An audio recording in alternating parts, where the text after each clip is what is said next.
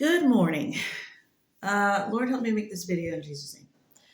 So it's been a minute, and I was going to make this yesterday, but I got lazy. So yesterday I went and saw Dune, and it was really good, as I expected it to be. Love the director, love the unadaptable story that they're trying to make into a movie and succeeding. So yes, it was good on a surface level. I enjoyed the movie and was really glad that I spent my money to go see that in my time because it was quite long.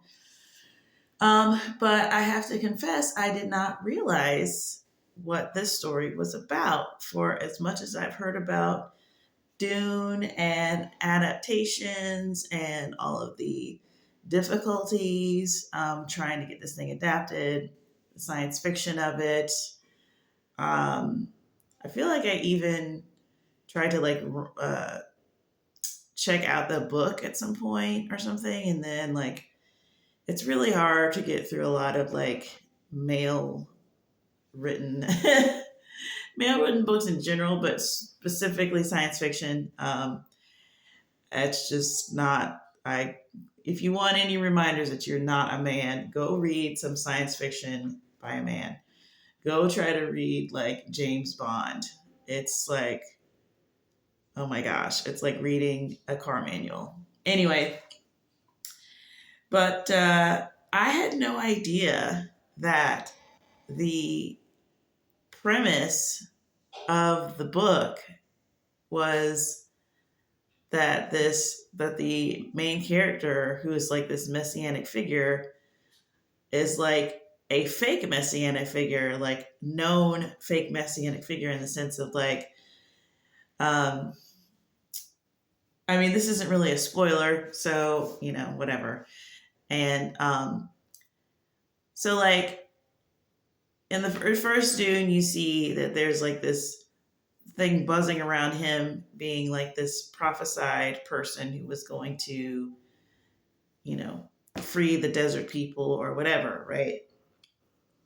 And pretty common theme in movies. Well, come to find out, and I think they address it a little bit in the first one, but you don't quite know what he's talking about if you don't know the source material. Well, what you find out is that his prophesied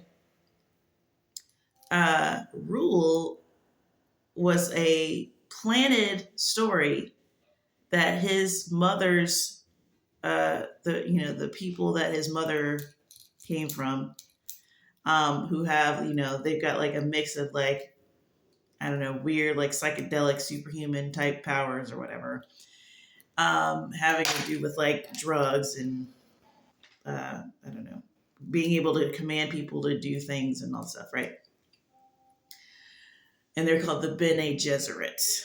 And if you don't know, Dune is supposed to be set in the distant future. It's like year 10,000 and whatever, whoever. And their world is kind of a mix of, there was a huge war that happened where sort of technology, these high forms of technology, were sort of abolished or done away with. It just got to be too much for whatever reason. And so they have this advanced technology, but it's still very sparse because of that war. It just kind of eradicated all this technology. So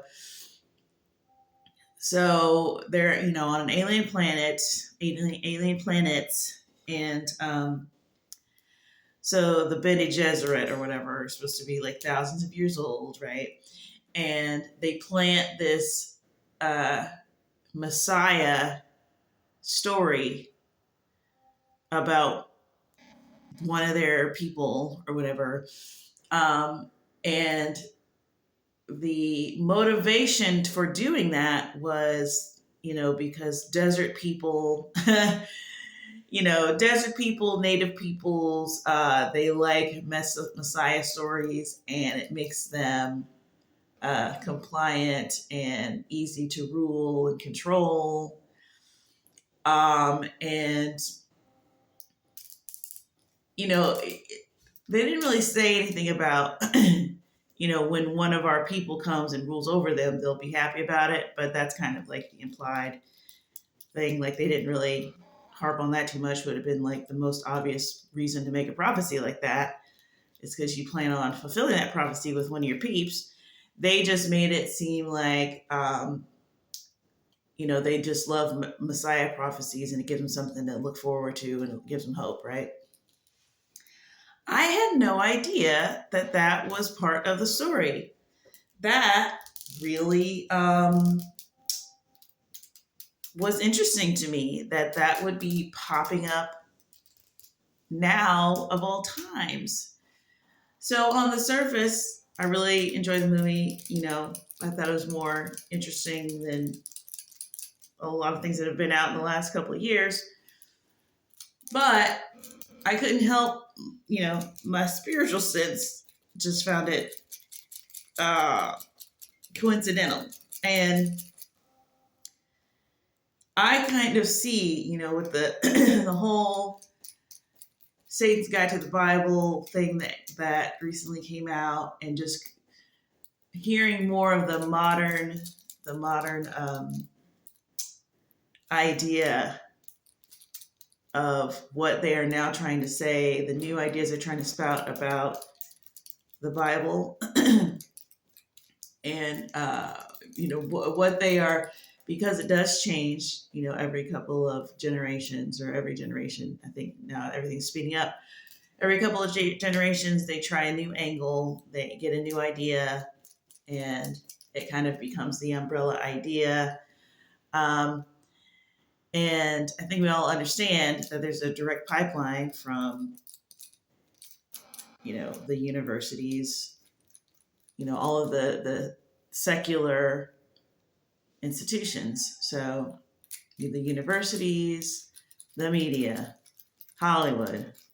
So they're all in lockstep with each other. So the fact that there is a movie out right now about fake messiahs and how they could be planted by other, diplomatic societies, whatever. I'm not going to say that it is impossible, but it is not predictable, kind of dumb. Like, this is not something that could happen in real life. And if you're trying to imply that Jesus could maybe be one of these people, that's ridiculous. And it's just, they don't need to prove anything. That's why it's a movie. And that's why they always put these things in movie form and say that it's a story, it's just a story, blah, blah, blah. Because they just need to plant the seeds. They just need to plant the seeds. They just need to give you the idea, and now you'll have the idea. So it's giving people more fuel that don't want to be confronted with an idea, and they want to be free of the notion that they have to believe in God, that they have to confront that information and believe that Jesus is real. So now they've got, some new bullets, some newly manufactured bullets. And I don't know, I just feel like it's my duty to come on here and just quickly just dissuade anyone who may be tempted to sort of make these ideas part of your whatever. Because, no. First of all, and it didn't take me out of the movie, but it was like, okay, like, there's no such thing as a reluctant Messiah. Like, no. Reluctant leader, maybe. I mean, yeah, no. Reluctant heroes, like, these people exist because those jobs are hard. It's hard to be the person that, whatever, everyone that you're Because the difference is that a hero, like, we don't know what you're going to do yet. People just, and the hero sort of comes out of nowhere. No one is really expecting a hero to emerge. And then you've got the reluctant leader who is, the job is to lead. And it's a tough job, and you're at the forefront, and that's very stressful, and it can be very taxing. Moses comes to mind. Um, that job just about killed him. It just about killed him. A Messiah is somebody, all you got to do is fulfill the things that people already, like, the hype is already there. You don't have to prove yourself. All you got to do is do a couple, three things in the manner of what has already been written about you. And then the adoration is just given over to you. And then pretty much from that point on, like, you can't really do anything wrong at that point because the belief is really holding it up. Okay. So that seems like a recipe for disaster. Turns out it's actually quite hard to be just become a messiah. Okay. And there's no such thing as a reluctant one, meaning if you're a regular Joe Schmo blow and someone made up a prophecy and you fit the description and you're just a dude, you're not actually a Messiah, you're not actually God come down from earth, okay, you're not going to you're going to start smelling your own farts pretty fast. And you're going to be like, yeah, you're right. This is a glorious thing. Like, no man can survive that gauntlet. Like, at least with fame, ideally you start at the bottom and then you become famous. You become famous after being a nobody. And then, you know what I mean? Or, you get some people who get fame early and that's about enough to kill anybody. There's no human that can survive that test. It just is not a thing. You can put it in a movie and you can make people act it out and say, okay, action. And you're just in the corner brooding because everybody thinks you're the Messiah. That's not, it can't actually be real. Okay. That's number one. Not hating on the movie. Movie's great. But if anybody's thinking of like trying to apply this to real life, it's not going to happen. Okay. So, it kind of reminds me of like John the Baptist, who, they came to them, but all he did was he still had to be him. He was him, but he wasn't the Messiah. And he openly told people that. And he had disciples. It's not like he didn't have followers, but people would be like, are you Elijah? He'd be like, no. Are you the Messiah? No. Are you a prophet? No. So he just was, it wasn't like he was reluctant. He just was like, I'm doing something else. I'm not doing that. Like, that's somebody else. Like, that person there, I can't even, he couldn't pretend while the actual Messiah was walking around. Like, that would have been silly. Secondly, it's actually quite hard to fulfill prophecies. It's pretty difficult. Even if even if you try to keep it as general as you possibly could, and you said in 50 years and kept it like in your lifetime so that you could control it. In 50 years, the blonde haired, you'd have to, the amount of things you would have to control to be like, there'll be a blonde haired, blue eyed man. And then, like, if you keep it too general, it's like, okay, you just described a baby that's going to be born later. Like, so it's got to be, you got to have something that's like strange enough to stick out. It's like, okay, well, there's going to be a blonde-haired, blue-eyed man that's going to, in the midst of China or whatever, something odd. And he's going to, be good with his hands, but he's going to choose to work with his mind. And, something, enough unique elements that's not you just describing a regular thing that could happen, but then also have it happen. Like, that's hard. So the idea that they could come up with, not only is it hard, it's like to have like four of those things happen, like the odds start to go up really, really fast, real fast.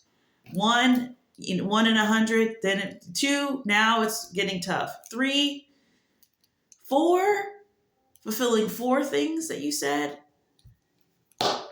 So for them to come up with a prophecy about a guy, about a boy who,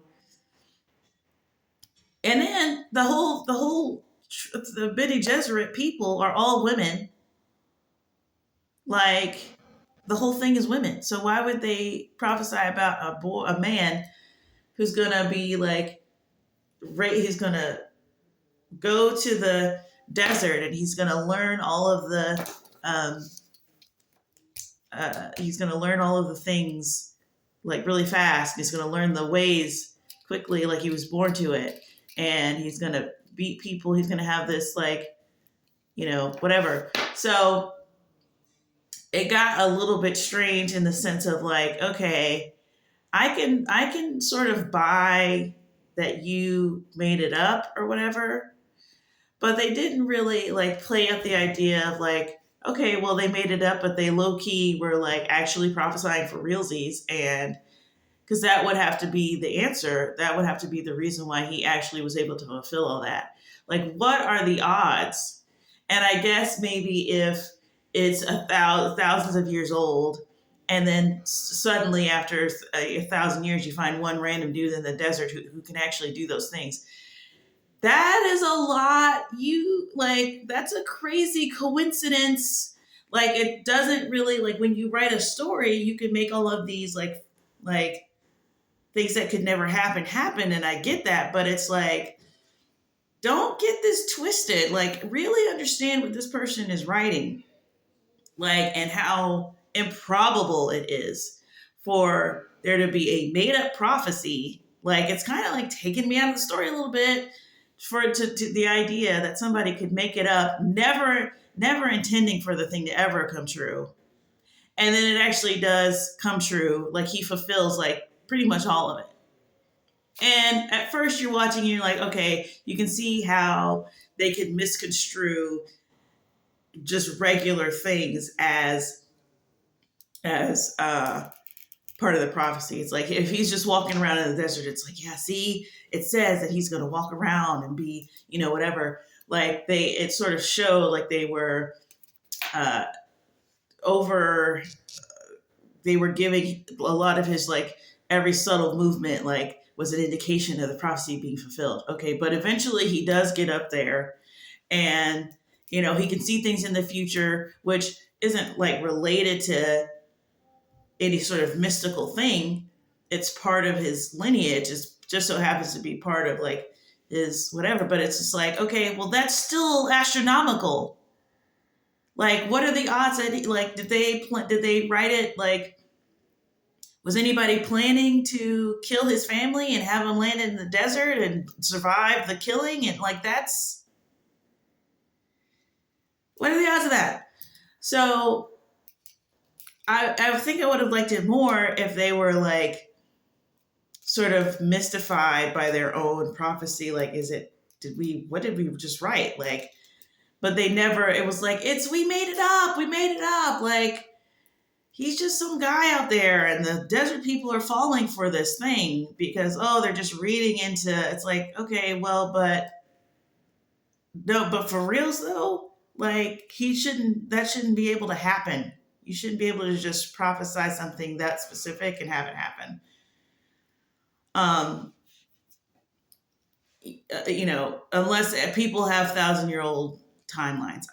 It wasn't really, and then it's like, okay, well, then they know that they made it up, but then the mama was like believing it for real. So then it's like, okay, so why is the mama believing it? Unless she doesn't actually believe it either, but she's just like trying to protect her baby. So she's going to like make him be leader of the entire universe because #mother's love. Like, I was just like, okay, does she really believe it or does she not? Like, and I don't know. They kind of did a good job of being ambiguous about it, whether you didn't know if she was just like obsessed with her kid being the king of stuff or if she actually did believe it. But then sort of at the end, they made it seem like she did,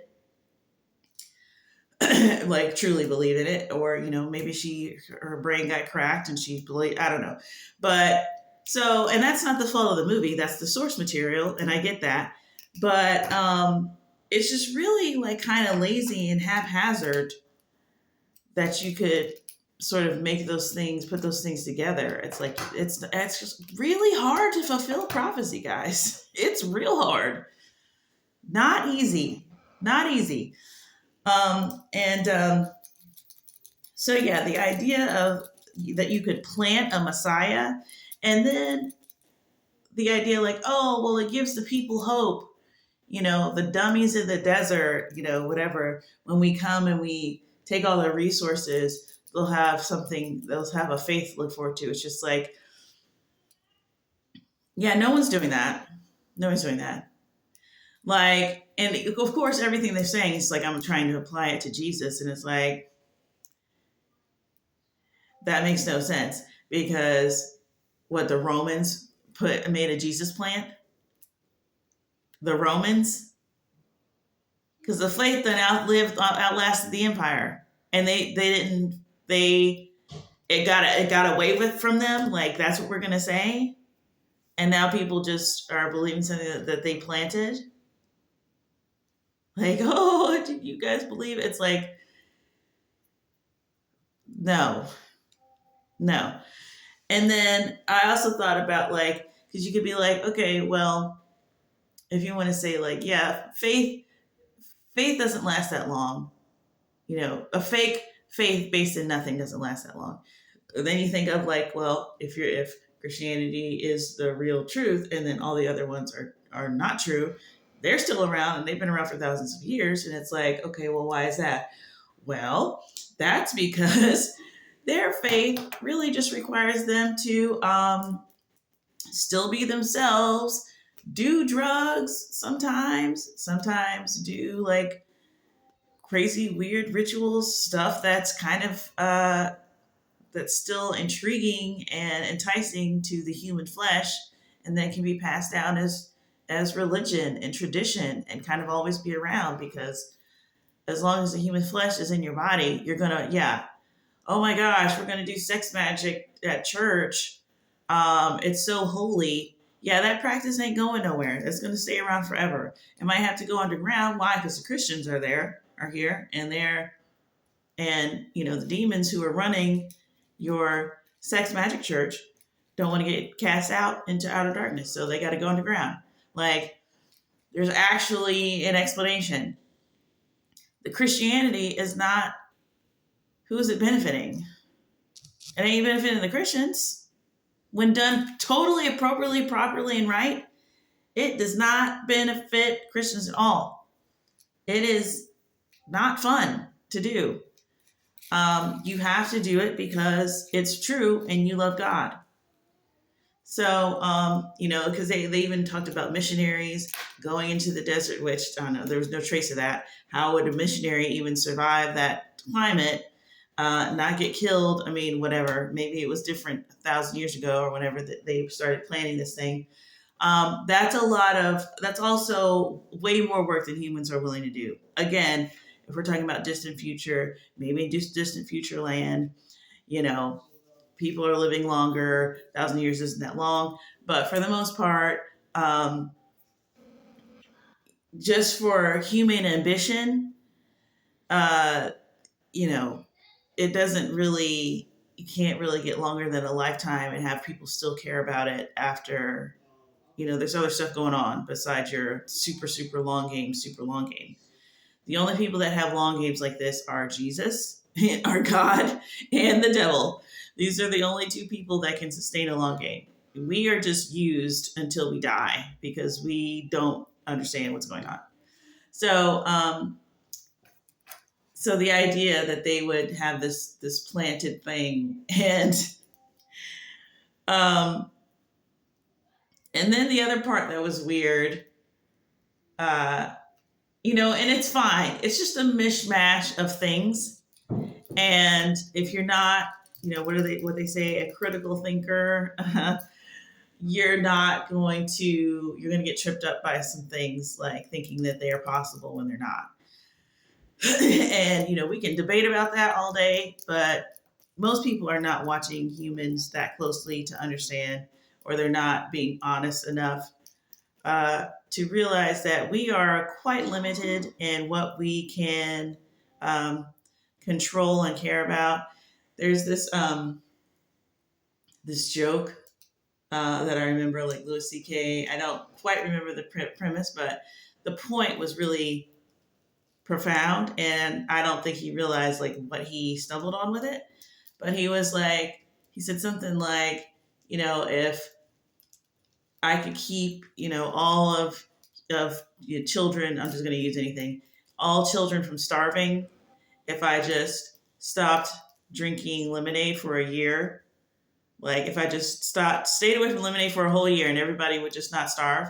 He's like, I couldn't do that. Like it was funny because he's just like, 6 months in, I'm gonna just, feel like a lemonade. I'm gonna drink it. Like that is true though. Like that almost perfectly illustrates our nature, our human nature, like on this earth. We can't keep ourselves from having an iced tea for all of humanity. We can't. We can't do it. We're going to go to a party and it's going to be in a glass with the condensation on the outside, and we are going to take a drink. We're going to be 9 months in, like, it doesn't matter. It can't possibly hinge on me. Like, that's just ridiculous. Whoever did that is just an idiot. That's how we are. So this idea that we can just like do these things, it's like that's how God can hide in plain sight, because he doesn't have to. It's not the magical woo. It's the fact that things are still standing, that the way that things can get accomplished, that is the kingdom of God. And we go, oh no, that's people. That's just humans being decent human beings. It's not. It's like no. You haven't looked into the abyss yet, is what the problem is. You think that, the way that people are just can think they can put off having kids. Like, let's just all put off having kids. Okay, that's the end of civilization. Like, we can understand a couple of y'all bowing out, but just to have it be like, this is the thing. This is what we're all doing. Like, and then like now it used to be put off having kids and then you have them like in your 30s or, your late 20s. Now it's put off having kids to the point where now you've missed the window. That is crazy. Then you got a lot of people who are opting out. Totally just being like, I'm not doing this. Like, I'm just going to go extinct because y'all are crazy. Like, I mean, they're literally doing that in China and Korea. Like the women, I don't know what's going on over there, but the women have had enough. And no no judgment here, but just that's the end is near. And I never dreamed, I never even anticipated that when we're talking about the end times, it's like, oh man, when is God's gonna just cut this off at some point? He's just gonna like, that's just wild to think about. Like he's just gotta like, when it gets too much, but it's like, you know what? We might just start opting out because things are getting so terrible and we're getting so much worse that we don't even want to like, we don't want to mess up our bodies or our schedule because we got things to do by having a kid. So and we have the technology to just blot it out of existence. It might get to the point where we just stop. And he's like, okay, well, I guess we're done. It never occurred to me that we could possibly get to a point in history where we're not even functioning anymore, or we stop, or we put it off on, so many people put it off on other people to do that there's literally no one else left to do the job. Like I just never, it makes sense, but like if you told me that 20 years ago, I wouldn't have, I'd be like that. To see it is really strange. But anyway, so the last thing I want to say though is about it is that, so then, the guy goes in the desert, he's fulfilling the prophecies, he's hitting all the whatevers, the thing starts to swell. And that's another thing that's very interesting because I think what's overlooked is like, yes, we have these kings, we have these people that raise up in history, not so much anymore. Um, but when they rise to power, it's like that rise to power is so powerful when people are behind it. Like the faith, it really does show how powerful faith is. It's kind of almost so powerful. It's like more powerful than these families, and because they're everybody shook off of the idea of this, the Mahdi is what they call it, who's out in the desert or whatever, because he could be a real threat.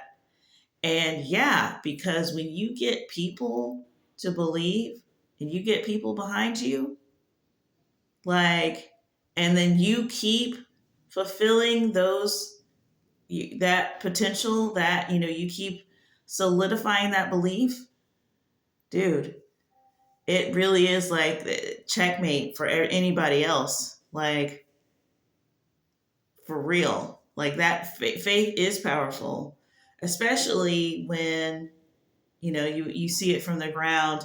And I remember when I was watching Game of Thrones, I had a similar epiphany.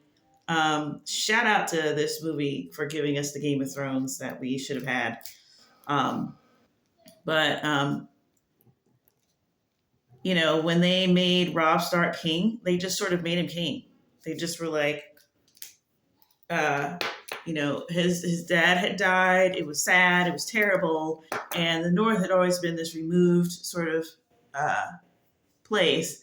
And they were like, why do we even need to like follow this king? This Southern king. Let's make our own king or whatever.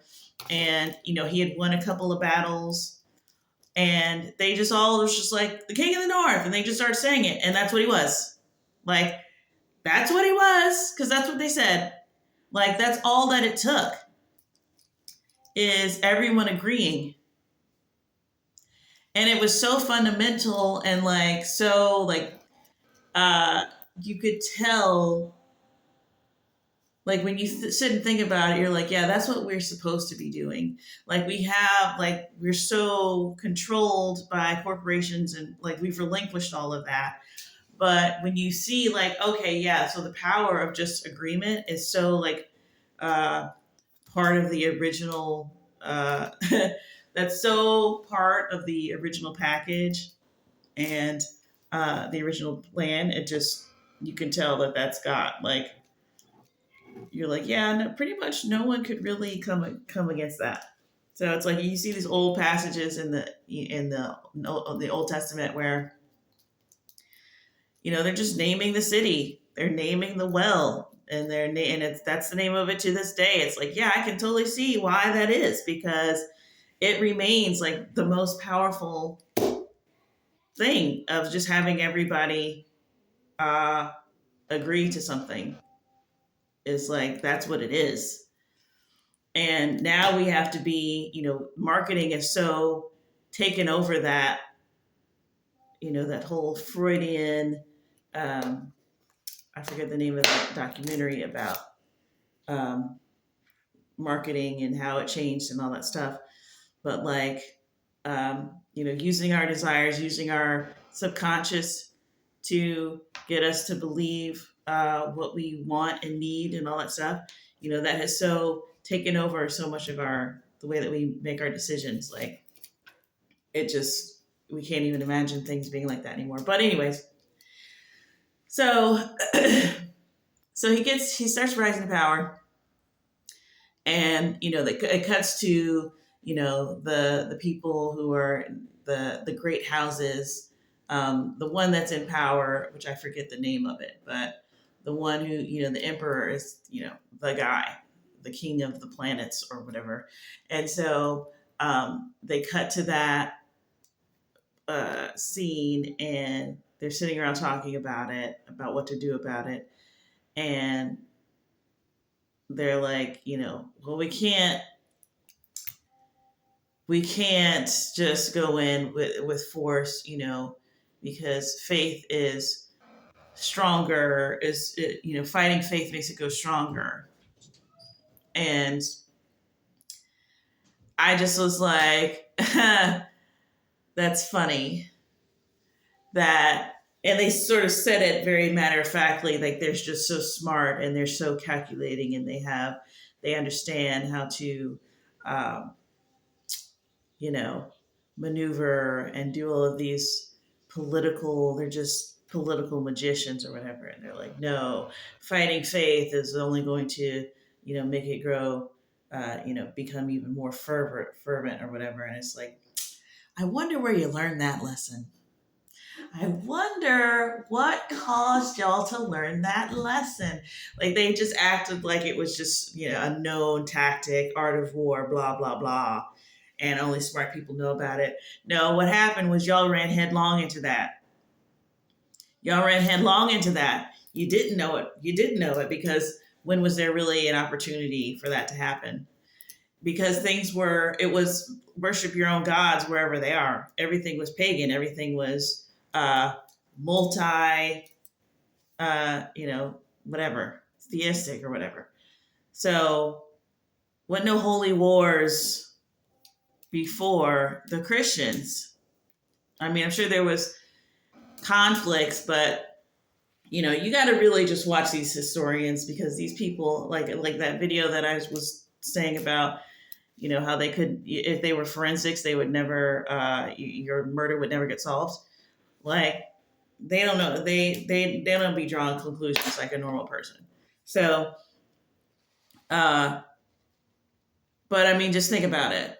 Like, when would there be a a movement behind a single person that the state would then fight against and lose?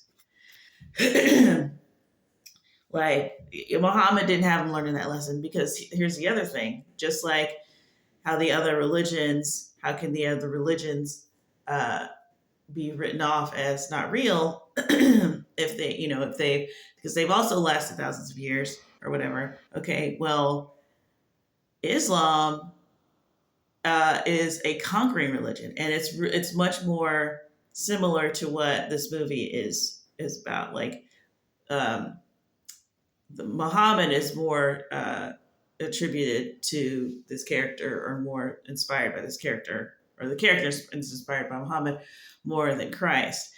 The prophecies and whatnot might be, taken from Judaism, but what the Messiah actually gets up and does, he gets up and he conquers. He don't do what Jesus did, which is the opposite of all the behaviors, which is another really great thing to think about when you're watching that, because if we want to apply these things to Jesus, Jesus didn't do any natural thing that would make natural humans naturally follow him even after he was dead. He was nice. He was um, he didn't seek out his own fame. He didn't even really tell people plainly who he was until he was in a position to be killed. And that's when he gave up the information so that he could be killed. So he didn't do any of the typical what you feel like a Messiah would need to do to rise up from nowhere and come to prominence. And yet he managed to do that anyway. He was not the kind of man that men see themselves following. And that's weird. And um, that's God's MO. It's like he does something weird so that that's how he gets your attention. He doesn't get your attention with big bombastic, which we're always looking for. We're looking for a God like, our flesh looks for give us a God like thing, something that no person can do. And he'll do that, but it'll be subtle. It's like nobody can raise the dead. Nobody can really do. It's like what he chose to do with his time, what he chose to do, it baffled people because if you had the power to command the elements, seemed like you would be doing that all the time, and he wasn't. Seemed like you would be doing all kinds of stuff, you know, and he didn't do all kinds of stuff. And uh, so yeah, we look for these big things, but it's like even in the Old Testament, you see, the first thing that Moses sees is a burning bush. It's just like he saw that the bush wasn't burning. It was like he noticed that it wasn't doing a normal thing. Like that's what God uses. And I think in large part because this world already is his and already has his signatures on it. Like like a lot of the stuff that we're doing is already like his stuff. So when we have these ideas of what God, the thing that we would like to see, it's very just kind of outside of God's nature. It's like this already is God's nature. You having the sun in the morning and the moon at night is already God's nature. Like, God's nature is in the nature. So him doing some like crazy thing that you think is a godlike, godlike powers is not how he sees himself. You know what I'm saying? Like, and this is also for a time. Like, he's doing this for a time, and then it's going to get bombastic later. But it just was funny when they said that thing about no, faith makes you grow stronger. And then it's just like, okay, so if you know that that persecuting faith makes it grow stronger, how exactly did you plan on controlling this little fake prophecy that you made? Like, because you might end up, if the thing gets bigger than your actual empire, like, did you not have the foresight to know that your fake prophecy that might actually accidentally get fulfilled at some point in time might like it didn't seem like naturally they should have had a conversation about that. They should have been like, oh crap, like we didn't think the thing was going to get fulfilled. We might have just screwed ourselves.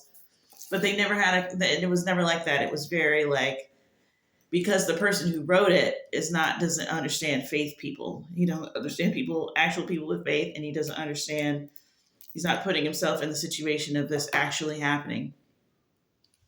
He's just trying to write it and make it all work out. But the idea that people can go around accidentally fulfilling prophecies. I mean, like you go into your psychic and she's like, I see a man in your future, he's this and that, or, I see that you were a sensitive child. Like psychic things is not the same as prophecy. Prophecy is like trying to get a hole in one, like backwards. That's way different than a psychic. You can make fake psychic things or psychic readings or whatever about stuff that's already happened, but to try like doing the future stuff, you can't do that. It's like really, really, really sit with that and understand like that is not something that can just be manufactured. I'll sit and entertain your stupid idea that things got put in after the fact by Christians who just snuck things in. We snuck things into the official records of this person and that person to make Jesus divine. It's like, okay, yeah, fine. But the idea that somebody, oh, well, we made up future things that somebody, and then we like to not say like, oh, we sent him to fulfill the things. Like it should have been like we trained him to go in and be like this, but it never was like that. He went out to the desert. He picked up the ways fast. He did all of this stuff. He won fights that he shouldn't have won. All of these things. So it's just like, so you're sitting in the audience like, are we rooting for him? Or, I mean, is he like it's not as fun as like when Neo, yeah, that was reluctant a little bit, but that was like, that the difference between that and this, let me see if I can I think he was only reluctant because he didn't really like see that he was like he couldn't see it himself. It wasn't so much that like, oh, he doesn't want the responsibility.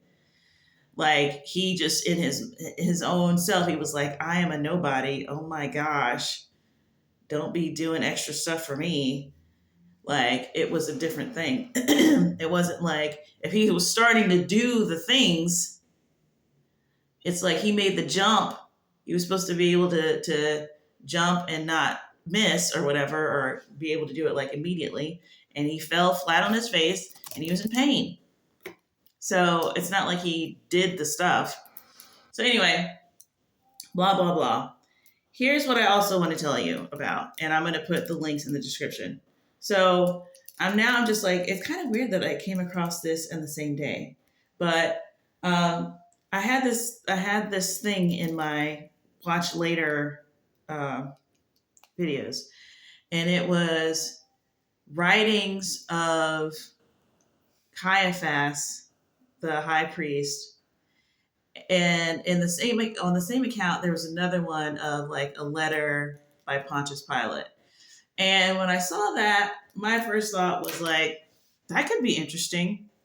Like it looked like just like some forgotten thing. A lot of the things that sort of get debunked or people don't think are real is because, it's like, oh, well, this could have been written by whoever, or it's the timeline is too early, blah, blah, blah. Or, but I'm thinking, yeah, no, 2,000 years ago, they could have had a written record. If they had a Talmud, they had a written record.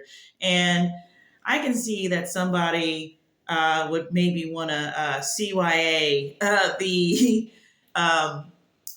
the crucifixion of Jesus. You know what I mean? I'm sure they had to do some paperwork on that one and had to show what their train of thought was and why they, if they were in power. Like, I feel like that probably existed back then. So I had no trouble entertaining that. So I had it in my watch later and I watched it yesterday. Oh my God. My brain, like, I haven't recovered. My brain is in chunks. It's just going to be in chunks from now on. Like, I'm about to go and like rewatch it, but I had to do this video first. Like, and I was telling my mom this because I understand, like, this is like sort of my life's thing. Like, I really like spend a lot of time looking at stuff like this I don't know, thinking about things like this.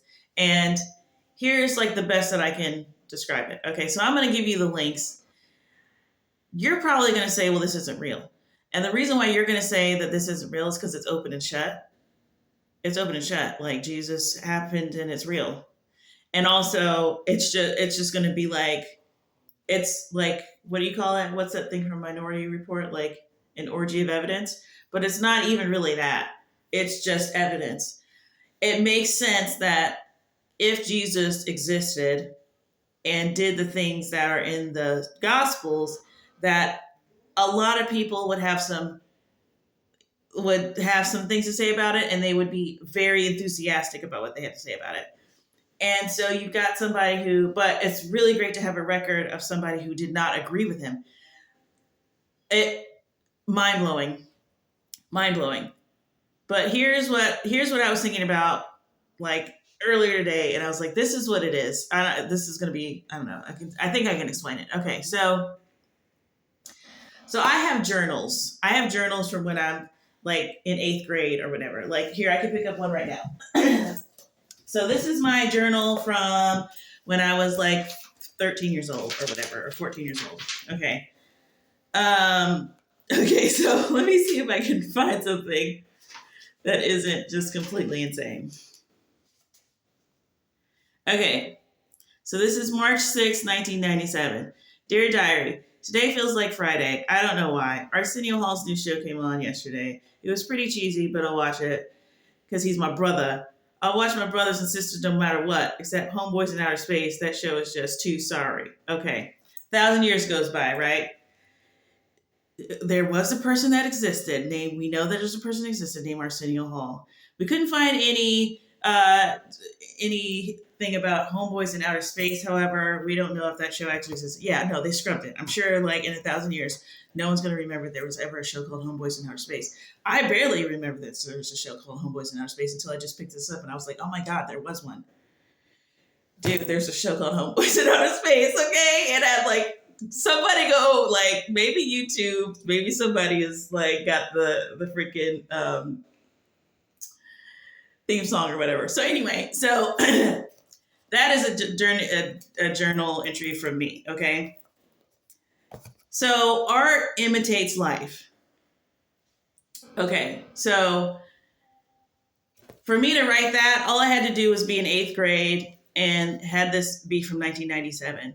So it's easy to be me writing down something in 1997. It's appropriately like random and so hyper focused on that time period, that day, whatever I was thinking about in 8th grade or 9th grade, whatever this was. Okay, for a 40-year-old man who's writing a script trying to depict a black girl from 1997 who's in 8th grade, he would have to be a genius. He would have to be, to get to my scribblings, he would have to be like an off the charts, sensitive understanding of modern, because modern writing specifically is very, very concerned with getting as close to something real as possible. That wasn't always around. 200 years ago, that wasn't the focus. 500 years ago, it wasn't about realism. That's a new thing, right? So when you come across something that's, okay, you can say, okay, supposedly this was written in blah, blah, blah. Okay. And I understand that they're trying to imitate real things, but that's the thing. They already have a template. They're already halfway there because the real thing already exists. So it's not that this is easily done. When you have something that is trying to imitate the real thing and it's like this, either the simplest explanation is that I wrote this in 8th grade.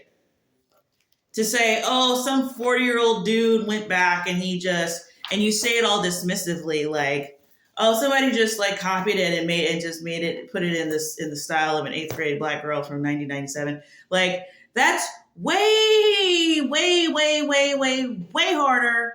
That is not Occam's razor. Occam's razor is, I wrote this. So when I see a letter of Caiaphas, somebody writing in the voice from 2,000 years ago, before realism, before any type of the amount of literary devices and the things that you would have to know and have and whatever. And I understand that there were forgeries and people were making Gnostic Gospels and people were making, whatever. People are really bad at that. They're real bad at that, typically. If they are super, super good at that, then you have to entertain the idea that somebody was super, super good at that and decided that I'm going to make a fraudulent thing for Christians to find later. It's like those people that are like, I'm going to make sure that I get buried with an elephant tusk just to like confuse all of the archaeologists. Like, haha, that's funny. But like that, even for that joke to even exist, like archaeology has to be developed for that context to make sense for somebody to do that. You can't hindsight be like, well, somebody probably just, it might have just been some pharaoh just buried himself with a ballpoint pen just to like confuse everybody and make everybody like 1,000 years later. It's like, there has to be like, you can't, no. So, so when you read stuff like this, it's like, either the person who made this forgery is a complete IQ genius, or it's Caiaphas's letter. And those are the only two options. Like, I can see it. I can see, like, like it's genuine to the point of like scary. Like I have read things that are can be like they're so kind of like fake that it kind of makes you uncomfortable. You're like, I'm gonna step back because this is like, dude, whoever did this is like psychotic. Like who would do this? At no point did I get that sense of that. Anyway, I'm not gonna just keep spoiling it, but I just want y'all to understand that my brain is only halfway working because of this thing that I read last night. It was like the last thing I read last night. Was this? It's actually a lady who's reading it, and she is. I can't remember. Like I don't know what her accent is, but she's got the transcript if you can't understand what she's saying, but it's not like terrible. And what's funny is like I went through her other channels. It's just like she's just a lady making stuff, and honestly, she looks like she's doing like she says she's studying something called like the new revelation or something. So it might even be like a sect. And I don't even think it's like straight on Christianity, but she just posted these things that she found in a book that she found. I can totally see like something that it was like published in like 1913. They transcribed it, or they someone translated it and put it into and I can see them in 1913 being like, oh, this is so like Christian, like I'm sure somebody just made this, but no, it's real. I can tell that it's real. And I told my mom too, I was like, listen, if this thing ain't real, then I'm tired of entertaining any and all thoughts. Like my brain is done. My brain is done trying to determine what's real and what's not. Like it's too much. Like people like to dismiss things, and especially with Christianity, which makes sense. Like we're used to it. It doesn't make sense, but we're used to it. So no one, the things that get people into the grooves to finally believe the gospel are so specific, and has something to do with a personal thing in their lives. It really like no one. It's really hard for people to come to faith using intellect unless that is their wheelhouse and they love it. If you love investigation, if you love seeking out things and finding treasures, then then yes, it will work. But for the average person, it just freaks them out, and they're just like, well, no, like it's just like surely if this was real, we would have heard about it by now, and how come nobody is, where does this come from out of all the places? It's like,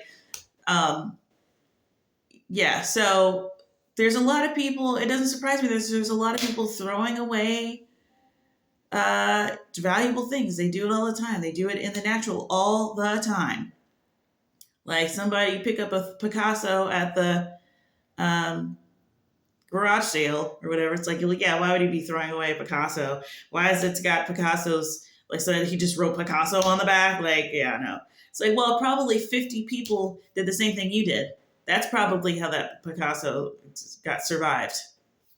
Like, so, anyways, so especially with things of God, especially when he's like, anticipates you doing that, and that's exactly what he wants you to do. Like, there's all types of hidden stuff everywhere. There's all types of hidden stuff everywhere. Like, doesn't surprise me at all. But I was blown away when I came across this.